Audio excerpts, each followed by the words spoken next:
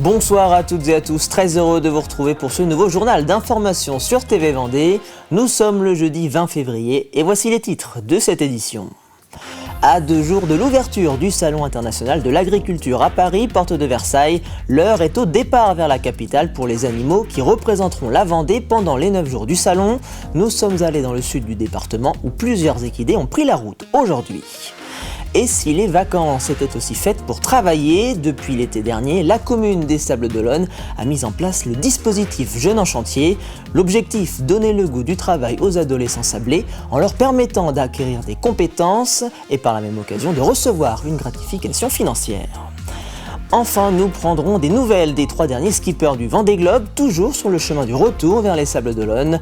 Après plus de 100 jours en mer, la fatigue physique et psychologique se fait ressentir pour Manuel Cousin, Fabrice Amédéo et Denis Van Winberg. Il y a 15 ans, le 28 février 2010, la tempête Xynthia s'abattait sur la côte vendéenne. À la Faute-sur-Mer, la tempête a fait 29 victimes et détruit plusieurs centaines de maisons. Au total, cette tragédie a fait plusieurs dizaines de morts en France. Le 2 mars prochain, à l'Aiguillon-la-Presqu'île, se déroulera une cérémonie de commémoration organisée par l'Association des victimes des inondations de la Faute-sur-Mer. Un moment cher à Elisabeth Tabary, qui a perdu son mari et son petit-fils dans la catastrophe. Pour nous, c'est très très important. D'abord pour honorer les personnes qui ont disparu. Donc on sait que ça s'est pas passé. Et puis c'est le souvenir. Et puis je pense que par rapport au pays, il faut que les gens se rappellent qu'il y a eu des choses les personnes se rappellent qu'il y a eu des choses qui sont arrivées. Il y a eu un drame et que ça puisse continuer et que cette cérémonie puisse perdurer dans l'avenir. On voudrait aussi que ça se transmette au niveau des jeunes générations.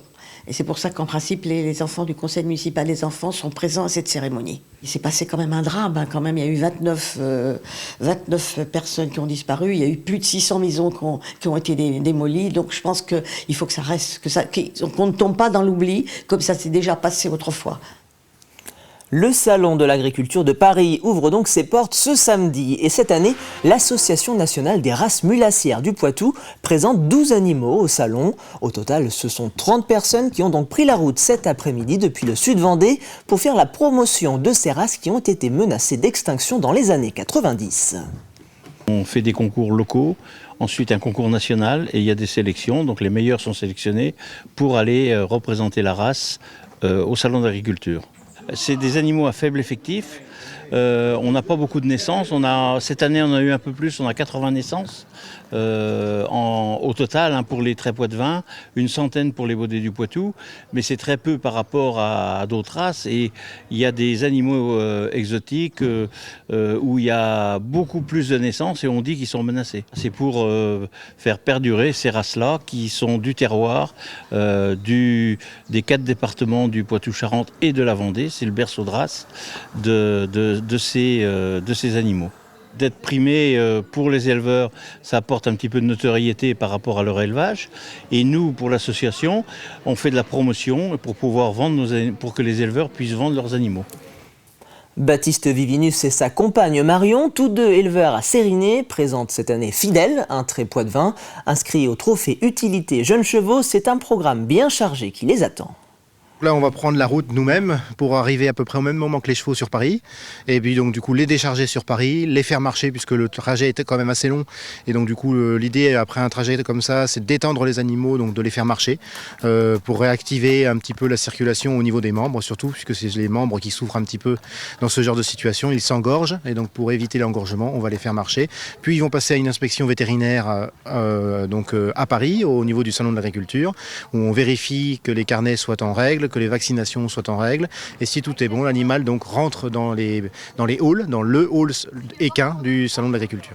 Donc moi je présente un cheval, un hongre pour être précis, qui a donc 6 ans et qui va du coup faire le trophée en simple, le trophée d'utilisation en simple, qui est composé de 3 épreuves. L'épreuve donc de traction, ensuite on a une épreuve de maniabilité traction, et puis la dernière épreuve c'est une épreuve attelée, donc avec une voiture, et donc là l'idée est d'aller le plus vite possible en passant dans des portes successives. Le programme Jeunes en chantier a été lancé l'été dernier sur la commune des Sables-d'Olonne. Il propose aux adolescents de la commune, pendant leur période de vacances scolaires, de participer à des activités rémunérées. Menuiserie, maçonnerie ou missions moins manuelles, il y en a pour tous les goûts, comme l'a constaté Léane Rousseau. Pendant les vacances, certains jeunes se sont essayés au monde du travail. Ils ont entre 15 et 17 ans et ont participé à l'initiative Jeunes en chantier. Découvertes, rencontres, rémunération, l'idée a plu à Léonard. On reconstruit une cabane à outils qui a été détruite par le vent dans cette école au Noët. J'aime bien déjà toucher un peu à tout ce qui est bricolage et tout, donc c'est pas une découverte, c'est plus... je m'amuse un peu plus, quoi. Bon, je connais personne, mais c'est cool, ça fait de nouvelles rencontres. C'est bien, ça permet aux jeunes de découvrir des métiers. Et aussi, ça permet, comme voilà, cette école, de récupérer son cabanon à la fin des vacances, quoi.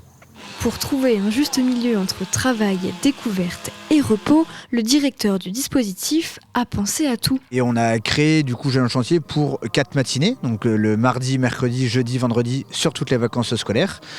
Les matins uniquement, ce qui leur laisse le temps de profiter aussi de leurs vacances et en même temps de découvrir un peu leur ville et de découvrir peut-être une passion ou un métier qu'ils ne connaissent pas. Ça apporte aux jeunes de connaître sa ville, cet esprit civique qu'ils n'ont pas encore ou qu'ils peuvent avoir de manière concrète. Les chantiers n'ont pas d'objectif de résultat. C'est pas grave si on finit pas, il n'y a pas un besoin de travail, de réalisation. C'est vraiment de la participation active et donc ça va leur permettre de créer du lien entre différents ados, créer du lien aussi avec des agents. Les missions réalisées font suite aux demandes des services de la ville.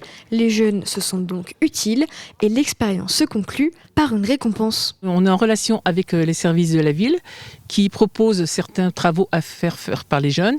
Donc on s'associe au service pour faire des peintures, de la menuiserie. Et en retour, les jeunes reçoivent une gratification, pour quand même les encourager, de 15 €, donc sous la forme de chèque Cadolone, ou alors sous la forme d'une aide éventuellement pour une adhésion dans une structure sportive ou culturelle. Des vacances pas comme les autres, dont ces jeunes ressortiront grandis.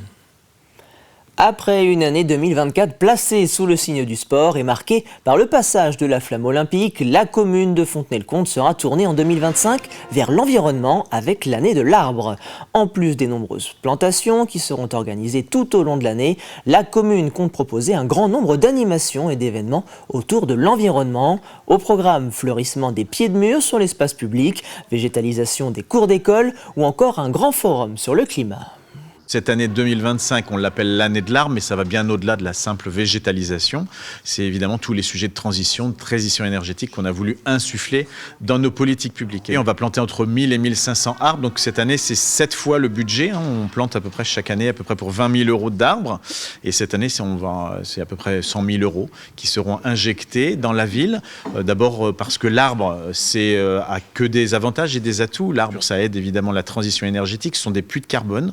Et puis des zones de fraîcheur. Donc on a voulu effectivement replanter partout où c'était possible, dans la ville, dans les quartiers. Cette année de l'arbre, c'est vraiment une année. C'est-à-dire que mois après mois, les enfants et les parents, les écoliers, les lycéens vont bénéficier de spectacles tout au long de l'année. Il y aura même un cinéma en plein air. En fait, toute une pléiade d'animations et également des animations pédagogiques faites avec la communauté de communes, comment apprendre à faire du broyat pour valoriser en fait les branches, etc., etc. Cela fait maintenant 102 jours que le départ du 10e Vendée Globe a été donné en novembre dernier. 32 skippers ont bouclé leur tour du monde, dont 2 hors classement. Il en reste désormais 3 en course. Les Français Manuel Cousin, Fabrice Amédéo, ainsi que le Belge Denis Van Winberg. Une fin de parcours très difficile, surtout psychologiquement, pour les 3 skippers, comme l'explique Aurélien Huard. Il faut être patient, mais je peux vous assurer qu'après plus de 100 jours de mer, la patience commence à disparaître un petit peu. C'est au ralenti que Manuel Cousin, skipper de l'IMOCA Coup de Pouce, progresse ces derniers jours au sud des Açores. La faute à une grosse dorsale anticyclonique, mais aussi à la succession de grains sur sa route. Une situation particulièrement éprouvante moralement. C'est du n'importe quoi. Le vent complètement erratique qui passe du sud au nord, de 2 nœuds à... Là, c'est le maximum que je viens d'avoir, 10 nœuds, incroyable. C'est une folie. J'ai jamais connu ça. D'habitude, j'ai toujours le sourire, je me fais plaisir à naviguer. Là, ça commence à être vraiment dur, quoi. Les skippers sont fatigués, les bateaux aussi. Le passage des 100 jours de course et les arrivées successives des concurrents sont autant d'éléments qui ont une incidence sur un moral fluctuant. Je pense que j'ai atteint un point bas hier au niveau du moral. C'était le cap des 100 jours. Il y avait aussi l'arrivée d'Oliver et de Xu, de Jackie pour la version française. C'est vrai que ça a mis un petit coup parce que maintenant on est 3 en mer, on est loin. Donc voilà, mais là le cap est passé et le moral est bon. Et voilà, donc là je me prépare tranquillement à cette dernière ligne droite. Après plus de 22 000 milles parcourus et à un peu plus de 1500 milles de l'arrivée, les 3 derniers de ce Vendée Globe luttent avec la météo mais aussi avec eux-mêmes pour grappiller mille par mille tout en composant avec l'usure engendrée par ces 102 jours en mer. Si un jour on m'avait dit que je ferais 100 jours en mer sans m'arrêter, je l'aurais pas cru. Mais voilà, ça s'annonce encore un peu long. Je dois vous avouer que c'est un peu compliqué et long ici, ça commence à devenir long. Ouais. Mais bon, on fait son possible et on fait son max pour avancer dans le bon sens et le plus vite possible et en sécurité vers les Sables d'Olonne. Le vent et la vitesse devraient être de retour ce week-end. Un motif d'espoir pour ces 3 hommes impatients d'apercevoir la bouée Nouche Sud symbolisant la ligne d'arrivée aux Sables d'Olonne. Et selon les dernières estimations, les 3 skippers devraient arriver aux Sables d'Olonne en fin de semaine prochaine. C'est ainsi que se termine ce journal. Merci de l'avoir suivi. Je vous donne rendez-vous demain dès 12h30 dans le journal de la mi-journée sur TV Vendée. Passez une très bonne soirée et à demain.